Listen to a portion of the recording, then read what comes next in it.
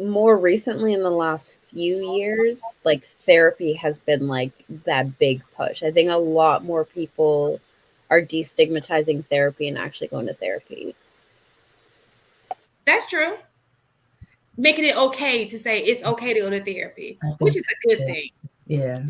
Well, I think the other thing to kind of to speak on what you're saying is that more, especially men, black men in particular, that are being okay with therapy and admitting that they've gone to therapy or that they need therapy. So I think that's a good thing because typically that's usually like, a stigma for black men. What we talk about on the internet, how much of an impact it has had so far on our community, and even in the years to come, so to speak. And we were just want to talk about topics before we start, though. My questions, I just wanted to know: is there anything that you think since YouTube has began that has started trending, like people do now that they possibly didn't do before? I Remodel their own stuff You say what now? or remodel their own stuff. Everything you need to know can be found on YouTube. So if you want to do your bathroom and you want to do it cheap, Oh, YouTube a video. Or if you want to learn how to cook something, YouTube a video. Like Car those, stuff, yeah, you that's be what I your like heard. own handyman. That's I yeah. have definitely stepped my DIY game up Yeah, since, she yeah, is. She is the queen of DIY. Do oh, a oh, DIY. DIY. All right. Who else? Does anybody else think of anything in the community? Like, what do you guys think? Like something you've heard that you think like it's always existed, but you just never really thought about it until like it's been brought to the forefront, especially when it comes to YouTube podcast. I think like more recently in the last few years, like therapy has been like that big push. I think a lot more people are destigmatizing therapy and actually going to therapy. That's true. Making it okay to say it's okay to go to therapy, I which think is a good yeah. thing. Yeah. Well, I think the other thing to kind of to speak on what you're saying is that more, especially men, black men in particular, that are being okay with therapy and admitting that they've gone to therapy or that they need therapy. So I think that's a good thing because typically that's usually like, a stigma for black men. So I agree with that. and black men have been allowed a space where people could visibly see some of the concerns they have that were not traditionally represented through the print or video mediums. Um, Oh, and I think that spawned a different. Like, so I went to Lens Crafters to get some context. I got extremely bad vision. Both the young ladies in there had their natural hair, were extremely friendly, and it just stood out to me because it just I don't know. Ever since Kevin Samuels, it just seemed like it's so much more of a push or of a real attempt to make sure that they not acting a certain way. You know what I'm saying? Like it was just overly. And I was like, I wonder how much of that has to do with KS and like the push that men are pushing right now. exactly. Yeah, you notice different things now. I know that's me for sure.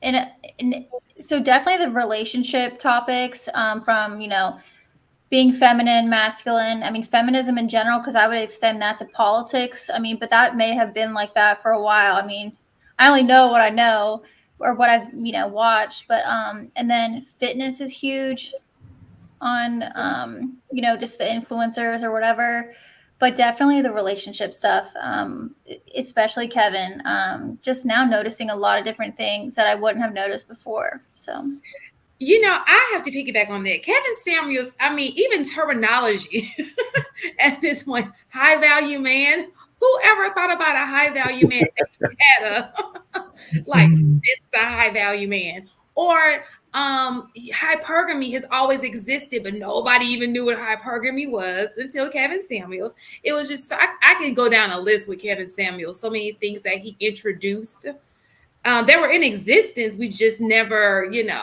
and so he just pushed it, and it's just been rolling ever since.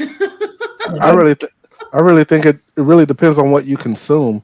So for me, I consume a whole bunch of everything. So I watch barbecue videos, I watch science videos, I watch uh, do-it-yourself videos. I watch the scariest things the human eyes have ever seen videos. I watch everything on YouTube.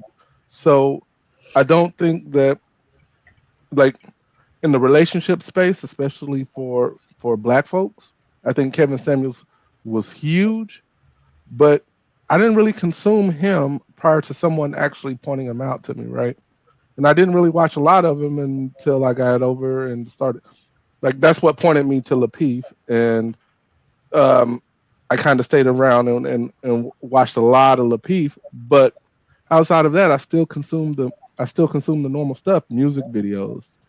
I still consume the normal stuff. I was just watching a do it yourself earlier because I really am thinking about redoing the entire bathroom. But like it really depends on what you consume and how the algorithm sets for your personal taste on the impacts of the certain people that you watch, on how they impact your life is what I'm saying.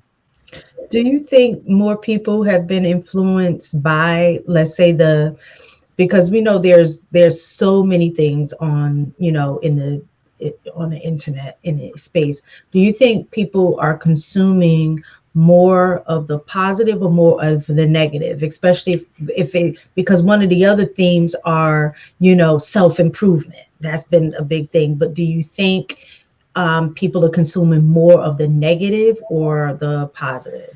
I think people consume what they feel like validates the way they feel and the way they think. I don't Yes. I don't think that Confirmation it's positive or negative. It's more, this is how I feel, this is what I think. I'm going to consume as much of this as possible, as opposed to understanding that YouTube is broad. So you can consume the red pill and what I would consider the opposite, the blue pill, if you want it, because there's an entire space dedicated to it. So that's what I think people Yeah. consume. It's just whatever validates them. So I think that's how people initially get onto YouTube with it, but I think with the way that algorithms have changed over time, people get stuck in that space. So it starts to become the only thing that you see unless you're actively seeking out other things. So even though people might go visit out of curiosity or somebody sent them the video, it feels like whether you're looking at something positive or negative, that's the only thing on YouTube because YouTube just keeps feeding you more of it. So I think that people allow the algorithm to tell them how to feel and what to think and what to watch more of. I will say that I think it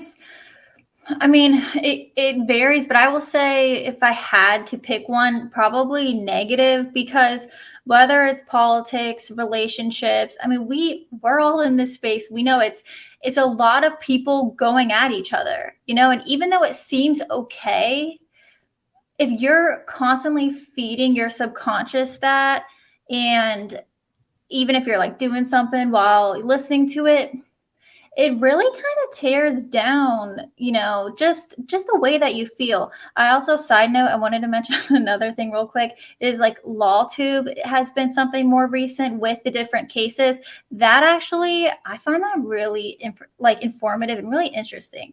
But back to, being positive or negative, I will say honestly on the negative side.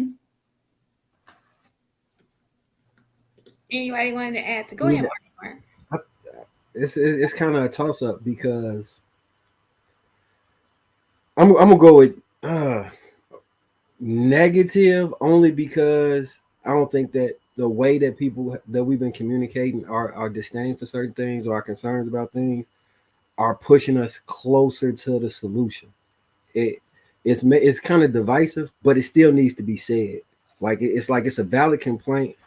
But it's like tone is out the window. I know people be like, "Oh, tone don't matter," but tone matter. Men communicating with each other, tone matter. Men communicating with women, tone matter, bro. And I think the way people get rewarded for the things they say, it hits harder when it's in a tone that's offensive to the other person or you trying to dunk on them. Like it'll be men all day, like, "Oh, you a simp," because I'm not mistaken and sharing. You are modern, like, because I'm not doing that, and I'm not trying to, like, I'm having an actual conversation, trying to understand, and then like, look, no, that ain't how I see things going. I want to kind of move it this way and give you my points of view, and hopefully it stick. You know what I'm saying? But the people who gonna jump down your throat, that's gonna get pushed further and further. And it's more entertaining, and I get it. It's very entertaining to watch that. I never heard of tone police until being in this space. It's like, oh, you're being the tone police. Like, That's cool. the tone does matter.